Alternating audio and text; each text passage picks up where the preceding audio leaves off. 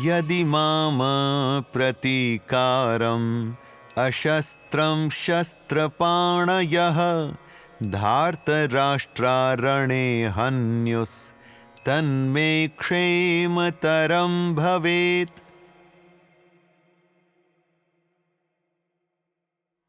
अर्जुन अपने स्वजनों को मारना एक महापाप मानते हैं।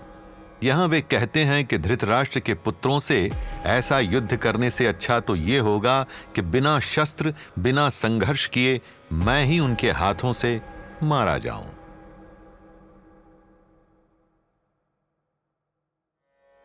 यूं समझ लीजिए कि यह अर्जुन के मन में ही चल रहे एक ऐसे दो तरफा वार्तालाप के जैसा है, जहां श्री कृष्ण के प्रश्नों के उत्तर और तर्कों पर वितर्क दे रहे हों अर्जुन। मानो श्री कृष्ण कह रहे हों, अर्जुन तुम्हारा मन नहीं मानता ये युद्ध करने का, किंतु कौरव तो तत्पर हैं, क्या करोगे ऐसे में? और अर्जुन कहते हैं, माधव कौरव भी तो मेरे स्वजन हैं और उन्हें मारने भर का सोचने से ही मैंने एक पाप कर दिया है। अब इस पाप का प्रायश्चित करने का यही उपाय समझ आता है कि युद्ध में उनके विरुद्ध शस्त्र न उठाऊं, संघर्ष न करूं, वे जो चाहें वो करें। पर अर्जुन ऐसा करने से तुम्हारा क्या भला होगा? माधव मैं कम से कम इस शांत मन से तो प्राण त्याग पाऊंगा कि मैंने जीवित रहते हुए ही अपने पाप का प्रायश्चित कर लिया। कैसी व्यथा है ये, कितनी दुविधा और कितनी अधिक व्याकुलता है अर्जुन के मन में। वो ऐसा मान चला है कि युद्ध न करना अपने प्राण स्वेच्छा से त्याग देना ही सही है, किंतु ये विचार सत्य और धर्म से तो बिल्कुल ही अलग हैं। जी हां, बिल्कुल ही अलग।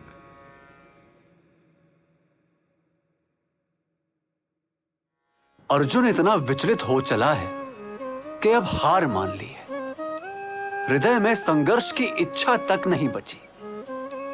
इस पृथ्वी का महानतम धनुर्धर है वो, पर उस कौशल का उपयोग करने का अगर मन ही ना हो रहा हो तो कैसे उठाएगा धनुष और कैसे चलाएगा बाण? कौशल, क्षमता, प्रतिभा चाहे कूट कूट कर भरी हो, चाहे उनका उपयोग करना यह शरीर अच्छे से जानता हो, किंतु अगर इस शरीर को निर्देश देने वाला मन ही परास्त हो जाए तो क्या बचेगा? कई बार ऐसा ही तो होता है जीवन में। आपके साथ भी हुआ होगा या फिर आने वाले समय में ऐसा हो जाएगा, जहां मन दुर्बल अनुभव करेगा और कोई क्षमता उपयोग करने की इच्छा नहीं होगी। अर्जुन की इस दशा को याद करके दो प्रश्नों के उत्तर अपने आप से मांगिए। पहला प्रश्न, क्या अर्जुन में प्रतिभा की कोई कमी है? नहीं ना? आप में भी नहीं है प्रतिभा की कोई कमी। दूसरा प्रश्न, प्रतिभा की तो कमी नहीं, परंतु क्या अर्जुन की तरह कभी कभी यह ठीक नहीं कि युद्ध में भाग ना लिया जाए? अगर मन नहीं मानता हो तो भी क्या संघर्ष करना आवश्यक है? और इसका उत्तर आपको मिलेगा स्वयं से थोड़ा दूर हटकर, यह सोचकर कि भविष्य के लिए क्या सही है, धर्म के लिए क्या सही है। क्या इस समय संघर्ष त्याग कर भविष्य में सच में खुशहाली मिलेगी, या यूं संघर्ष त्यागना केवल इस क्षण की व्याकुलता को शांत करने भर के लिए है?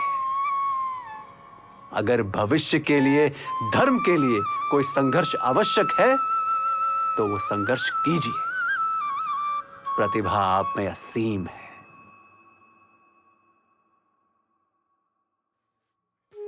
अर्जुन जैसे एक नैतिक व्यक्ति के लिए अधर्म का विरोध ना करना और उसके बजाय अधर्मिक शक्तियों के सामने यूं आत्मसमर्पण कर देना, क्या ये बात ठीक है?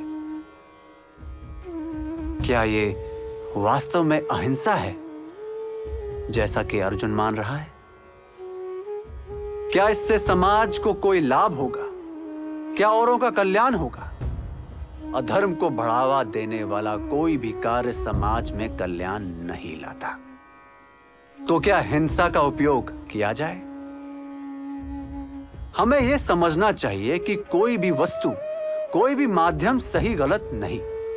सही गलत तो उस माध्यम का उपयोग करने वाले के मन का उद्देश्य होता है।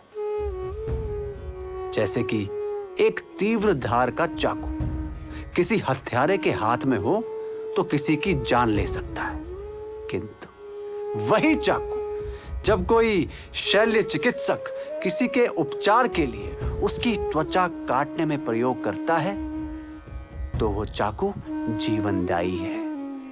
चाकू वही है, माध्यम वही है, उद्देश्य अलग हैं जो उस कार्य को सही या गलत बनाते हैं। और सामाजिक परिस्थितियों में यही मूल्यांकन का सही तरीका है कि आपका उद्देश्य कितना शुद्ध है।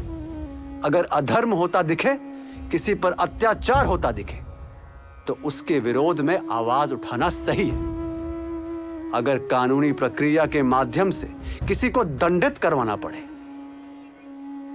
तो वो सही है।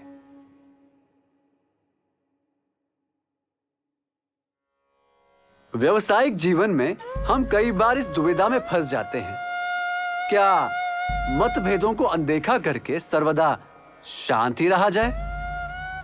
किंतु अगर ऐसा करते रहे तो डर है कि लोग आपका महत्व ही भूल जाएंगे, आपकी सही बात भी अनसुनी हो जाएगी। तो क्या फिर हर छोटे मोटे मतभेद पर लड़ा जाए?